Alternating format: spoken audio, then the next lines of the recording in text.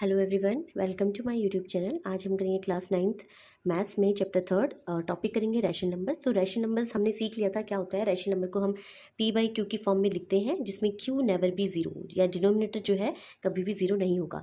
अब देखिए, rational numbers जब हम ये सॉल्व करते हैं तो कई बार क्या होता है, टर्मिनेट हो जाता है, और कई बार क्या होता है, नॉन टर्मिनेट होता है रिकरिंग के साथ, मतलब रिपीट होते हुए। तो रैशनल नंबर कब टर्मिनेट होता है और कब नॉन टर्मिनेट होते हुए रिपीट करता है, इसके लिए हम कुछ ट्रिक्स सीखेंगे और समझेंगे एग्जाम्पल की हेल्प से। तो टर्मिनेटिंग का मतलब होता है कि एक फाइनाइट डेसिमल के बाद जो है आपकी जो वैल्यूज डिजिट होती है वो स्टॉप हो जाती है। तो हम एग्जाम्पल ले सकते हैं। लेट सपोज हम एक एग्जाम्पल लेते हैं। ये देखिए, पहला एग्जाम्पल हम जैसे 1/2 है, तो 1/2 को अगर हम सॉल्व करेंगे तो आपके पास आ जाएगा 0.5। ठीक है। और या फिर इसका एक शॉर्ट तरीका ये है कि आप क्या करें कि डिनोमिनेटर को आप 10 बनाने की कोशिश कीजिए। तो मैं कैसे बनाऊंगी, 5 से नीचे मल्टीप्लाई करूंगी और 5 से ऊपर मल्टीप्लाई करूंगी। नेक्स्ट स्टेप में आपका क्या आ जाएगा, 5 इंटू 1 5 होता है, 5 टू 10 होता है। अब आपका जो 5/10 है उसको आप 0.5 भी लिख सकते हैं। ठीक है। तो मोस्टली हम क्वेश्चन में ये करते हैं कि डिनोमिनेटर को 0 बनाने की कोशिश करते हैं, मीन्स 10 के मल्टीपल्स बनाने की कोशिश करते हैं, और उसके बाद बहुत ईजिली डेसिमल पार्ट को सॉल्व करते हैं। तो आप देखेंगे कि यहाँ पे मैंने क्या किया है, यहाँ पे जो वैल्यू आई है वो टर्मिनेट हो गई है, मीन्स इसके बाद कोई भी डिजिट नहीं आई है। तो इसी को ही हम क्या बोलते हैं, टर्मिनेटिंग डेसिमल। यानी कि एक फाइनाइट वैल्यू के बाद जो डिजिट्स होती हैं वो स्टॉप हो जाती हैं। अब देखिए 3/4, तो 3/4 को भी अगर हम इसी टाइप से करें तो इसको 2 का स्क्वायर कर देते हैं। अब मैं चाहती हूँ इसको 10 बनाना, तो मैं 5 का स्क्वायर यहाँ से भी मल्टीप्लाई करूँगी और 5 का स्क्वायर इधर से भी मल्टीप्लाई करूँगी। अब देखिए 5 टू 10 हो गया, 10 का स्क्वायर हो गया। ठीक है। 5 5 25, 25 3 75 हो गया। अब देखिए 75/100 आपका क्या आ जाएगा, 0.75। ठीक है। तो देखिए ये फाइनाइट वैल्यू है, फाइनाइट डिजिट्स है, इसके बाद ये क्या है, स्टॉप हो गया। इसका मतलब ये भी क्या है, टर्मिनेटिंग है।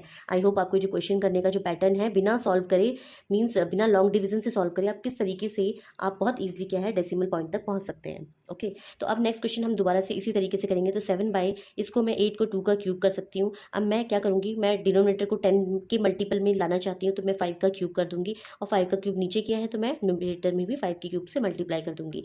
अब मेरे पास आ जाएगा, 5 का क्यूब होता है 125। अब देखिए 5 इंटू 2 दैट इज़ 10 का क्यूब। ठीक है। अब आप अगर मल्टीप्लाई करेंगे तो मल्टीप्लाई करने पर 125 इंटू 7 आपके पास जो है 875 आ जाएगा, और 1000 हो जाएगा। अब देखिए आप इसको डेसिमल में चेंज करेंगे तो 0.875 आपका आंसर आ जाएगा। ठीक है। तो बिना लॉन्ग डिवीजन करे आप बहुत ईजिली क्या है, टर्मिनेटिंग जो डेसिमल है वो सॉल्व कर सकते हैं। ठीक है। यानी ये टर्मिनेट हो रहा है। आई होप आपको यहाँ पे समझ में आ रहा होगा। अब सेम क्वेश्चन हम यहाँ पे भी करते हैं। यहाँ पे हम क्या करेंगे, ये आपका 3/40 है।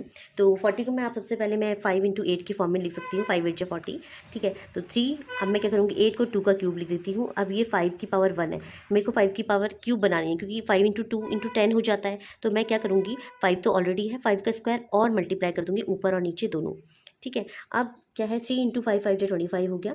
ठीक है। 2 इंटू 5 का क्यूब दैट इज़ योर 10 का क्यूब। ठीक है। 25 3 होता है आपका 125। ठीक है। तो आपके पास सॉरी 25 3 75 होता है। ठीक है। ये हो जाएगा 10 का क्यूब। अब आप इसे सॉल्व करें तो आपका आ जाएगा 0.075। आई होप आपको जो क्वेश्चन करने की जो ट्रिक है समझ में आ रही हो, आ रही होगी, क्योंकि हमने इसे डिनोमिनेटर में क्या करना है, 10 बनाना है, 10 के मल्टीपल्स में बनाना है, ताकि आपकी जो डेसिमल पार्ट है बहुत ईजिली सॉल्व हो जाए।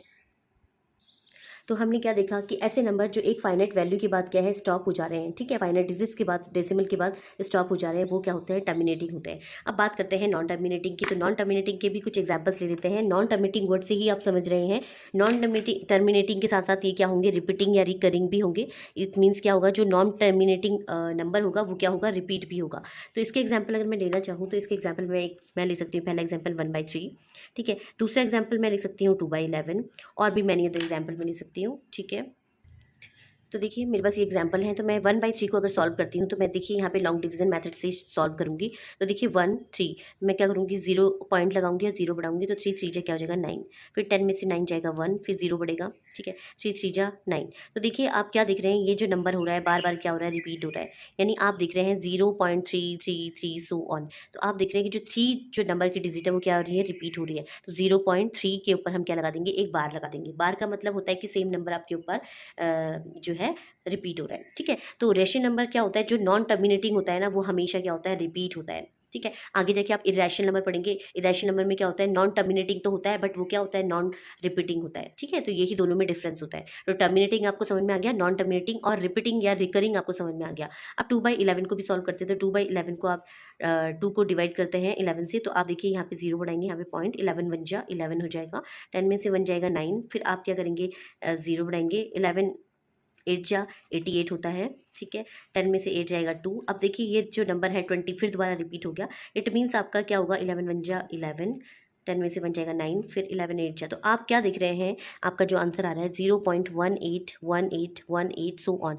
यानी आप ये देख रहे हैं जो रिपीट होने वाला नंबर है ना, वो क्या है, 0.18 है। ठीक है, तो 18 के ऊपर आप क्या लगा देंगे, बार। यानी जो नंबर आपके रिपीट होते हैं ना, उनके ऊपर आप क्या लगा देते हैं, बार लगा देते हैं। तो ये नंबर आपके क्या होंगे, नॉन टर्मिनेटिंग। ये बिल्कुल टर्मिनेट नहीं होंगे, कहीं पे भी टर्मिनेट नहीं होंगे, बट ये आपके टर्मिनेट हो चुके थे। ठीक है, और नॉन टर्मिनेटिंग जो रैशनल नंबर्स होते हैं वो हमेशा क्या होते हैं, रिकरिंग होते हैं या फिर रिपीटिंग होते हैं। ठीक है, रिकरिंग या फिर रिपीटिंग, यानी हमेशा रिपीट करेंगे। कोई भी नंबर जो है रिपीट हो सकते हैं। यहाँ पे 3 नंबर रिपीट हो रहा था तो उसके ऊपर बार लग गया, यहाँ पे 18 रिपीट हो रहा है तो 18 के ऊपर बार लग गया। ऐसे ही अगर हम 2/9 को सॉल्व करें तो 2/9 को भी हम इसी मेथड से सॉल्व कर सकते हैं। ठीक है, तो डिवाइड करते हैं 2। ठीक है, 9 2 जा 18, तो 0.8 हो जाएगा, 10 में से 2 जाएगा, फिर क्या जाएगा 9 2 जा 18, फिर दोबारा 2 आ जाएगा। तो देखिए आप यहाँ पे देख रहे हैं 0.222 सो वन आपका जो है इसकी जो है नॉन टर्मिनेटिंग वैल्यू आई है, बट हम इसे क्या लिखते हैं 0.2 बार। ठीक है, इसके ऊपर बार लगा दिया। इसका मतलब, बार का मतलब ये है कि जो 2 नंबर की डिजिट है वो बार बार रिपीट हो रही है, तो इसी को ही हम बोलते हैं non terminating repeating rational number. ठीक है, तो ये 2/9 आई होप आपको समझ में आ गया होगा। अब हम इसमें ये देखेंगे कि हम किसी भी टर्मिनेटिंग और नॉन टर्मिनेटिंग को कैसे पहचानेंगे। आज हम देखेंगे how to identify the rational number whether it is terminating or non terminating recurring. ठीक है, तो हमने पहचानना है कि रैशनल नंबर टर्मिनेट कब करता है और नॉन टर्मिनेट कब करता है। ठीक है, तो नॉन टर्मिनेट जो भी करेगा वो रिपीटिंग होगा, उसी को ही हम रैशनल नंबर बोलेंगे। अब टर्मिनेटिंग की बात करते हैं। टर्मिनेटिंग के मतलब होता है कि एक फाइनाइट डिजिट डेसिमल पार्ट के बाद क्या है, जो वैल्यूज होती है, जो डिजिट होती है वो स्टॉप हो जाती है। तो देखिए इसकी शॉर्ट ट्रिक ये रही कि prime factors of the denominator Q are only 2 and 5 or both, then decimal expansion terminating. तो आपका जो डिनोमिनेटर होना चाहिए, तो that is the D is equal to 2, या तो 2 होना चाहिए या तो 5 होना चाहिए, या तो इन दोनों का मल्टीप्लीकेशन होना चाहिए। तो देखिए ये 2 है तो इट मीन्स ये क्या हो जाएगा, टर्मिनेट हो जाएगा। ठीक है, ये टर्मिनेट हो जाएगा। अगर मैं इसको डिवाइड करना चाहूँ तो देखिए मैं कैसे करूँगी, 1 2 से डिवाइड करते हैं। ठीक है, तो यहाँ पे पॉइंट लगाए, यहाँ पे 0, तो 2 5 10। तो देखो एक फाइनाइट वैल्यू के बाद जो है आपके पास क्या है, क्या आ गया आंसर 0.5। इसका मतलब क्या है, ये टर्मिनेट हो गया। आई होप आपको यहाँ पे समझ में आ रहा होगा। ठीक है, नेक्स्ट है आपका डिनोमिनेटर। हम देखिए 4, तो देखिए 4 इसका मतलब क्या है, हमारे पास डिनोमिनेटर 4 है, यानी कि आपके पास जो आ रहा है वो 2 स्क्वायर आ रहा है। इसका मतलब क्या है, आपके पास डिनोमिनेटर 2 की मल्टीपल्स आ गए। इसका मतलब ये भी क्या करेगा, टर्मिनेट ही करेगा। ठीक है, तो ये भी आपका क्या हो गया, टर्मिनेटिंग हो गया। इसमें भी अगर हम सॉल्व करना चाहें तो बहुत इजीली सॉल्व कर सकते हैं। तो सॉल्व करते हैं, पॉइंट लगाएंगे, 0 बढ़ाएंगे, 4 7 28। ठीक है, और 4 5 से 20। तो देखो 0.75 एक फाइनाइट वैल्यू के बाद क्या है, ये स्टॉप हो गया। इसका मतलब ये भी क्या है, टर्मिनेटिंग है। अब हमारे पास डिनोमिनेटर क्या आ गया, 8 आ गया, जो कि 2 का क्यूब हो गया। इट मीन्स ये भी क्या हो गया, एक टर्मिनेटिंग हो गया, क्योंकि डिनोमिनेटर जब 2 5 और 10 इन दोनों के मल्टीपल में होता है तो हमेशा क्या होता है, टर्मिनेटिंग होता है। ठीक है, अगर हम इसे फिर से डिवाइड करना चाहें तो ये आप इजिली, बहुत इजिली आप इसे डिवाइड कर सकते हैं। तो 0 लगाएंगे, पॉइंट लाएंगे, 8 8 64, 8 9 72, तो 8 64 होता है, 10 में से 4 जाएगा 6। ठीक है, तो यहाँ पे इस टाइप से 8 7 56 हो जाएगा, 10 में से 6 जाएगा 4, 8 5 40, यानी आपके पास जो आंसर आएगा 0.875 आएगा। इसका मतलब ये क्या है कि एक फाइनाइट वैल्यू के बाद, डेसिमल पार्ट के बाद क्या है, ये स्टॉप हो जा रहा है। इसका मतलब ये भी क्या है, टर्मिनेटिंग है। आई होप यहाँ भी समझ में आ गया होगा। अब यहाँ पर डिनोमिनेटर है आपके पास 40, तो 40 आपके पास जो मल्टीपल आएगा वो क्या आएगा, 2 का पहले हम 40 को लिख सकते हैं 5 × 8, 5 8 40 होता है। ठीक है, तो 5 × 2 का मल्टीपल 3 हो गया, सॉरी 2 का क्यूब 8 हो गया।